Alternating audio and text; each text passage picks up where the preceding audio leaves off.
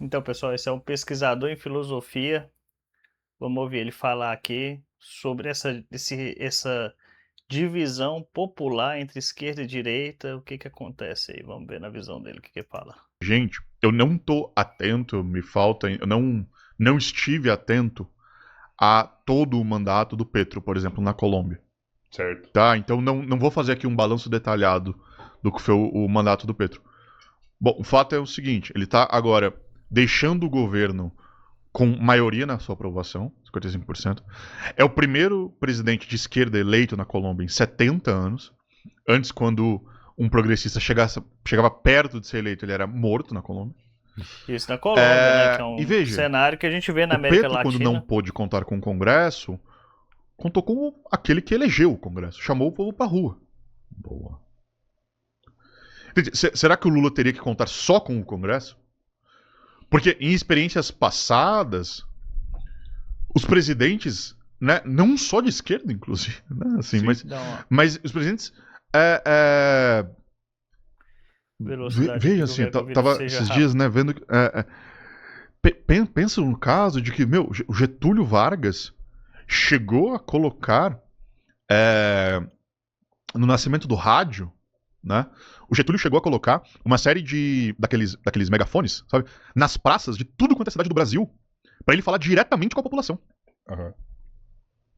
Né? Assim, E daí se surgiu, né, o falar tradicional programa Voz isso do que o Brasil, né, no Lula tinha que rádio, enfim. fazer com o Veja, o pessoal, Lula Deus me sequer livre. se utiliza da sua prerrogativa de rádio e TV para falar com a população. Será que tem força pra chamar o povo pra rua? Veja, alguns diriam, o Petro não tem força para chamar o povo pra rua porque são 70 anos de governo de direita. Bom, ele chamou e está criando o SUS da Colômbia. Sim, aconteceu. Entende? Assim, Uhum. Lá eles estão será que ele teria força? progredindo. No A gente Brasil, não nós está sabe, em parte, regredindo. a segurança do projeto. Os únicos que têm segurança do seu projeto de poder são aqueles que defendem aqueles que já estão no poder. Assim, se o sujeito quer se pôr à esquerda, que é, portanto, fazer uma crítica àqueles que se põem ao poder no mundo do capital, ele não terá segurança. O risco é inerente à posição à esquerda. Será que o trauma da Lava Jato não criou uma crise assim dentro do PT que meio que adestrou o PT? Não sei, não diria assim. Acho que o Lula sai do seu segundo mandato com uma aprovação lá em cima. Ele poderia fazer muita coisa com essa aprovação. Né, assim, elegeu a Dilma, assim. Quando ele foi mais forte no Brasil, né?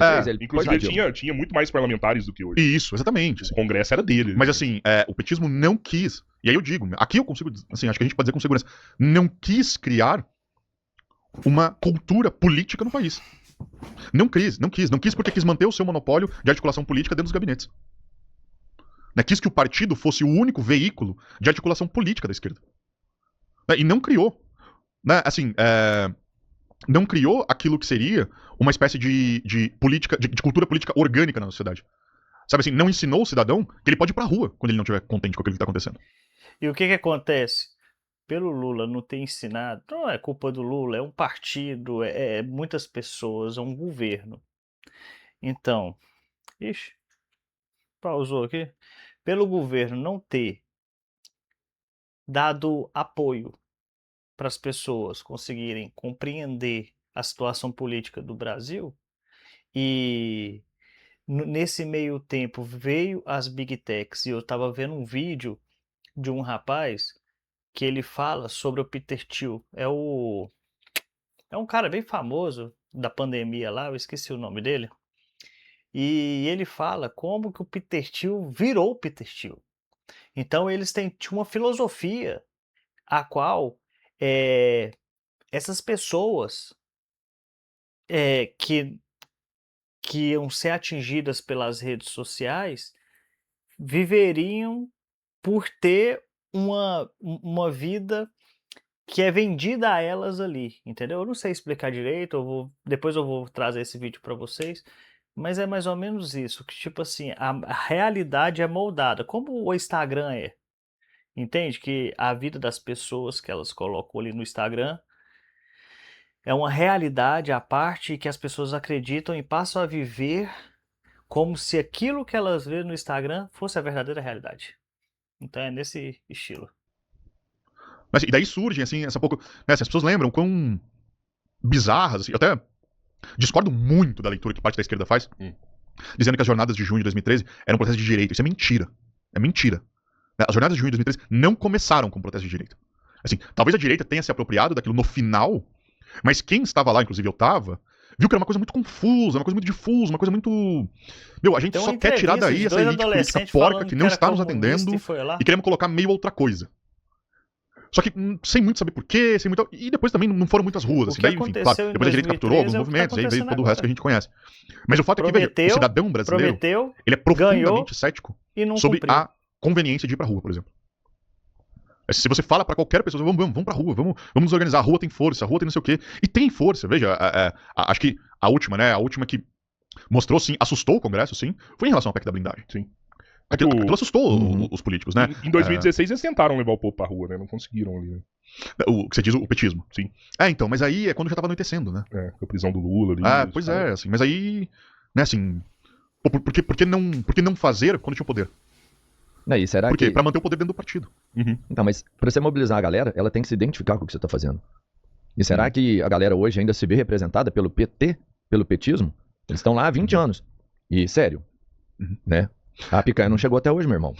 E você fica 20 anos esperando isso aí, que não é tanta coisa assim, você não se vê mais representado por isso. Desculpa, é verdade. Você tem que enxergar isso, você tem que entender isso, porque foi isso que aconteceu. É o que tá acontecendo. É menos E tá pior que o outro? acontecendo ainda. Não vamos discutir. Aconteceu e tá acontecendo. Mas você não se sente apresentado. E aí o cara vem e fala assim, vamos ali comigo, que eu vou te dar isso. Você vai, você não ganhou nada. Vamos ali. E aí, quando a gente vai reclamar, quando pessoas como o Jones, ou whatever, outras pessoas, lembrei do Jones aqui agora, mas vários outros comunicadores, de esquerda ou não, como o Felipe Krepp, que, ou de esquerda quer dizer não, que é do PT ou não, como Felipe Krepp, que não tem nada a ver com PT e tal, mas é um cara de esquerda. Quando a esquerda critica o Lula, vem com esse papo de que não pode criticar, que é um que tá trabalhando pro bolsonarismo. E aí? Como é que faz? Não pode criticar, aí trabalha com o bolsonarismo. Se deixar como é que tá, eles vão e fazem as mesmas coisas, governando para a classe de cima, enquanto a classe de baixo se revolta. E aí cai no bolsonarismo.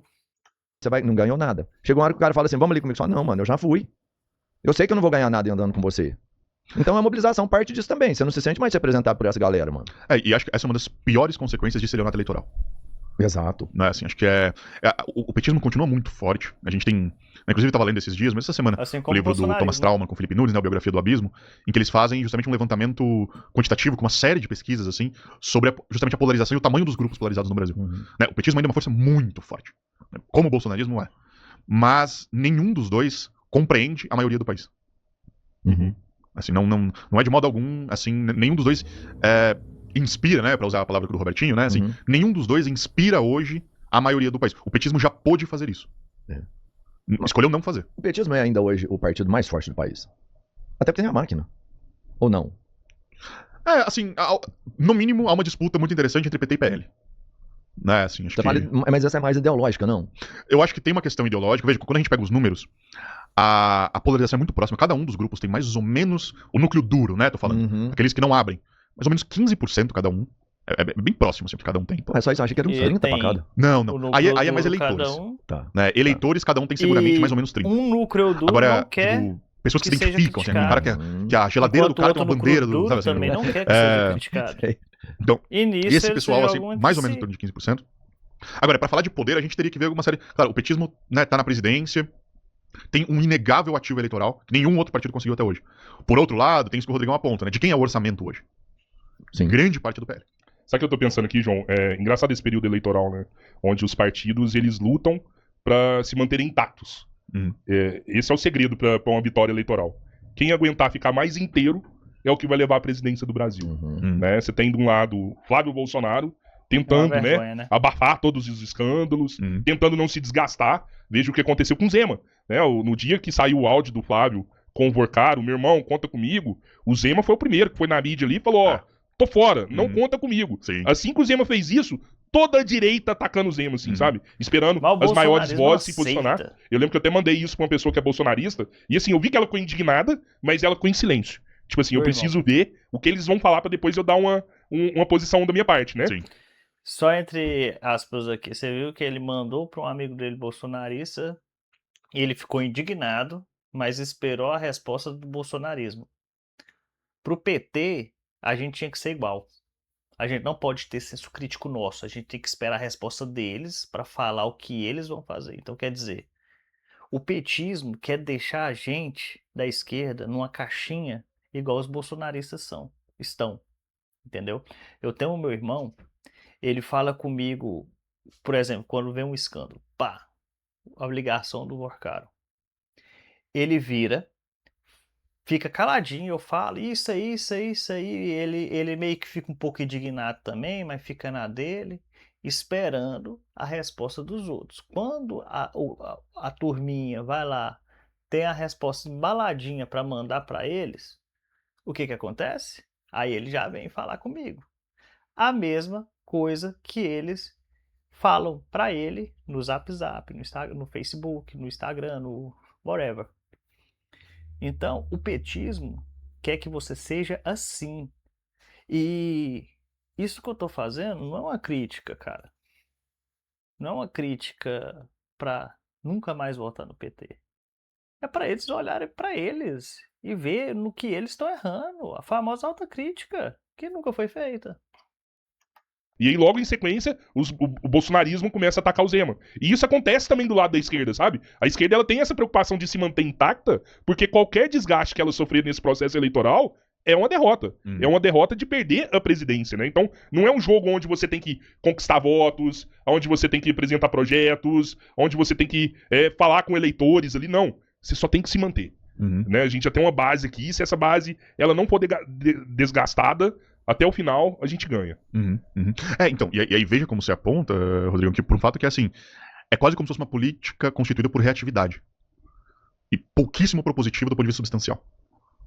É assim, tem um dado muito interessante nesse livro do Trauman e do Nunes, né, que é, em 2023, acho que foi 2023, sim, eles fizeram uma pesquisa que perguntava assim, na mesma pesquisa, para as mesmas pessoas, você soube do escândalo das joias do Bolsonaro? Né, aquilo que ele pegou as joias lá do Oriente e tal. Do árabe lá, né? Isso, que trouxe pra cá. Então, 88% da população disse, sim, conheço o escândalo. Então, assim, foi, né, todo mundo, assim, 88%, todo mundo. o país conheceu, né? E aí a outra pergunta dizia, você acha que o Bolsonaro é culpado? 62% dizia que sim, acho que ele é culpado. Que ainda é um número alto, né? 62%. Pô, você pensa, pô, ainda é bem mais do que a maioria, né? Tem 50% a mais do que o que sobrou. Mas pra eles uma joia vale menos do que um triplex então, e um Atibaia. Então, mas ele faz essa conta, Então, mas sabe qual é o terceiro dado muito interessante? Assim, 62% disse sim. E saiu hoje um cara falando no jornalismo aí, saiu hoje, ó. Costumo te falar, saiu hoje. Mas na rede social hoje eu vi um cara falando sobre fazendo as contas do Banco Master com o escândalo que aconteceu do Mensalão. Foi 10 vezes maior. Sim, ele é culpado. Se você tem 62% de culpado, o que você imagina? Você imagina, olha, esse 62% não vai votar nesse caso. Esse cara não tá apto, né? Não tá apto. Mas ele não se importa com corrupção. Então, aí a terceira pergunta é assim, se as eleições fossem hoje, em quem você votaria? Deu a mesmíssima coisa, 50-50 do ano anterior. Caralho. É porque, cara, mas é porque o tem bolsonarista ele não se igual, importa com corrupção, velho. Não, mas o cara largar da mão do Bolsonaro, é só você pegar o Flávio Bolsonaro na cama dando pra outro homem, entendeu? Se ele pegar e dando a bunda na cama cara, dando pra dizem outro que tem homem, isso aí, viu? Aí ele larga. Aí ele larga, entendeu? Eita, aí ele não vota no Bolsonaro mais não. Supostamente, Vossa Excelência... Olha que eu acho que vai vai querer entrar no meio. Pra roubar o tanto que for. Bolsonaro... O Lula vai lá, dizem, não sou eu que tô dizendo. Bolsonaro se for processar o rei da aqui, ó, ali no troca-troca. Se for processar, o Robertinho Rodrigão tem grana, tô no podcast deles. Mas já não falou nada, porra. Cada um aí é responsável por isso. Supostamente aqui já não falou nada, mano. Então. Mas é muito interessante, veja, assim, quando, né, por que eu trago isso? Porque pra dar, inclusive, né, pra mostrar um pouco assim dessa, que você fala, né, Rodrigão, assim, de como esses lados estão calcificados. Não importa o que acontece. E aí é muito interessante, porque nesse mesmo livro, os autores mostram como a volatilidade da aprovação, assim, ó, numa revolução quer dizer, armada. A avaliação do eleitor, né, sobre aquilo que está acontecendo, ela foi diminuindo ao longo do tempo. O que isso quer dizer? Quer dizer que o eleitor de 2002, ele é muito mais sensível ao que acontecia com seus políticos. Se um político fizesse isso ou aquilo, o eleitor mudava de posição. Certo. E aí, a volatilidade que os autores apontam lá era de coisa assim, de 29%. Então assim, você conseguiria decidir eleições pra cá ou pra lá, a depender da circunstância. A volatilidade de agora, que eles apontam, é de 2%. Nossa. Não existe. Mas isso não é o parâmetro de comparação que a gente faz na pesquisa? Por exemplo, você vira e faz uma pesquisa e fala assim, você sabia que o Fernandinho Beiramar é um bandido? Sim, sei. Você sabia que ele é um traficante? Sim, eu sei. Você considera ele um criminoso? Sim, considero. Você votaria nele Não. Na eleição fosse hoje, Fernandinho Beiramar e Marcola, em quem você vota? Se tiver um sobrenome Porra, Bolsonaro, você põe dois tá caras tudo igualzinho lá e certo, pergunta em porque quem que eu vou ele não votar, fez o vai dar crime, 50-50 foi as outras mesmo. pessoas A que pesquisa é colocaram o válida. crime nele. Então, Você mas, põe pessoas iguais, porra. então, mas Na sabe, pesquisa. mas sabe qual é a diferença? Assim, é que se você colocasse essas pessoas lá em 2002, Eu sei, mas aí ia teria mudar. outro, não? Hã? Teria uma outra opção em 2002. Ah, sim, então. Um menos conhecido, talvez. Mas se você colocasse, por exemplo, né, a oposição naquela época era PT e PSDB. Uhum. Nossa, aí também. Quem que era do PSDB? Né? Assim, em 2002, salvo engano, era o Serra, né? Pra Sim, candidato à é verdade. presidência. Em 2002 foi o Serra, em 2006 foi o Eu tinha Alckmin. 12 anos. É, naquela época, se o Lula e o Serra fizessem algo drástico, Uhum. se tivesse um áudio do Vorcaro, Verdade. seria uma ameaça muito maior do que é hoje, entende? Entendi. Acho que esse é o ponto da pesquisa. Uhum. Assim, naquela época, né, esses 29%, quer dizer, havia um amplo espaço de mudança de posição do eleitor. Hoje esse espaço não existe. Tanto é que as pessoas, né, muitas se iludem assim, com o fato de que, bom, acabou o Flávio Bolsonaro. Né, saiu o áudio do Vorcaro. Uhum. O que a Atlas mostrou, e aí, bom, a parte dos problemas da pesquisa da Atlas, enfim, não vou entrar nesse mérito, uma diminuição de 6%, em que eu poderia falar que acho que não vai se manter. Sim. Acho que vai voltar a crescer. Vai Eu falei isso. vai O povo recuperar. esquece, mano. Eu falei, se tivesse acontecido na época, Sabe? eu acho que teria um impacto Hoje eu significante. vi- hoje eu Eles vão vi- reverter. Vários bolsonaristas, assim, compartilhando a fala do Flávio, né? Porque a CPMI do Banco Master foi Ele barrada falou hoje no da Senado, CPI, né? Pelo Alcolumbre. Aí a merda. E logo depois, antes, né, o Flávio Bolsonaro foi lá e deu uma declaração, ó. Eu quero a CPMI Aí, ó. agora, tem Sim. que vir aqui, tem que se explicar. Bandido, Mas é bandido faz do isso sabendo que Lula. não vai ter. Aqui não se cria. Interessante que ele não tinha assinado antes, né? Ele foi assinar só Traz depois. os- Não, das é, fuginas e assim, pra sabendo não ter. o que ia ser barrado ali, né? Porque Exato. ali você sabe tudo que tá acontecendo, né? Sim, Então, sim. assim, aí foi lá, ficou machão tal. E não tem dessa, não. Esse negócio de áudio e tal. Mandei meu irmão, falei com o cara, mas quem tá enrolado com ele ali, quem fez reuniões, quem levou lá pro Banco do Brasil, foi tudo Lula, né? Aí é um apontando o dedo pro outro, né? Aí é um apontando pro dedo pro outro. E os bolsonaristas compartilhando no grupo lá, ó, tá vendo? Ó, o Flávio aí, ó. O Flávio é a Ele favor quer, da né? investigação. Ele quer, aí, ó. Aí o cara esquece do áudio, o cara esquece Sim. de tudo, porque Sim. ele não se importa com isso, velho. É, porque o que tá em jogo aí, né, e aí eu acho que esse é o grande ponto do livro, né, do Trauma e do Nunes, assim, com o qual eu concordo bastante, o que tá em jogo aí não é uma posição mais só política, o que tá em jogo é uma posição existencial. O que tá em jogo é uma identidade, Isso tudo. Uhum. né, uma identidade afetiva. Identidade. E daí, né, assim, lembra quando assim, nosso papo, assim, Tanto o tá vendo petismo como quanto o talvez Bolsonaro. afetos É identidade. são tão importantes quanto estruturas materiais da determinação da política? Claro. Ô, João, mas por mais que tenha pouca efetividade, assim, que as pessoas já estão decididas pelo que você disse, essa crítica que tu faz, ela não alimenta o antipetismo e às vezes é tudo que a direita quer. Uhum. Tipo assim, ô João, fala mais. Se brincar, ele até impulsiona o algoritmo aí Uhum. e compartilha o que você tá falando nas bolhas. Uhum. Então, o se pessoal falar vê a alguma crítica coisa que tu contra tá a fazendo direita, ali. a esquerda quer. Então, e assim, Falar eu diria duas coisas. sobre A primeira o governo, a eu direita vai recobraria o fato de que posicionar-se à esquerda é posicionar-se numa posição de risco. Tá? Quem tem segurança na sua posição é quem defende a posição do poder. Sim. Né? Esse tem segurança, esse tem um projeto pronto pra fazer. Assim, acho que o segundo ponto que eu colocaria é, bom, Uma coisa sobre isso. Foi presa Deolane essa semana. Ela votou no Lula. Olha a merda que tá rolando, porque ela votou no Lula. Então, se coloque nela uma peça de esquerda. Entende? E ela tá lá, presa. Lavando dinheiro pro PCC. Mas aí pregou nela uma parada, tipo assim, eu sou a favor do Lula, então Lula, esquerda, logo a esquerda é um monobloco que o bolsonarismo enxerga. Tudo que não é bolsonarismo é esquerda. esse medo do antipetismo tá nos levando aonde? Parece que tá nos levando sempre a girar sobre o mesmo ponto e não tá avançando nada do ponto de vista do campo. Assim, porque o que será que aumenta mais o antipetismo? Né, o João aqui criticando, o Jones, o Humberto, a Comunado, todo mundo criticando. Ou é o Lula no palanque dizendo vamos revogar a 6x1 e até agora não fazendo isso. Não vou ter mais, Acho não que vou é isso taxar, não que vou fazer alimenta nada e o queria um monte de antipetismo. taxa. É isso aí, pessoal. Muito obrigado por assistir. Meu nome é Daniel. Se você gostou, me siga, dá um like aí e tudo certo. Obrigado.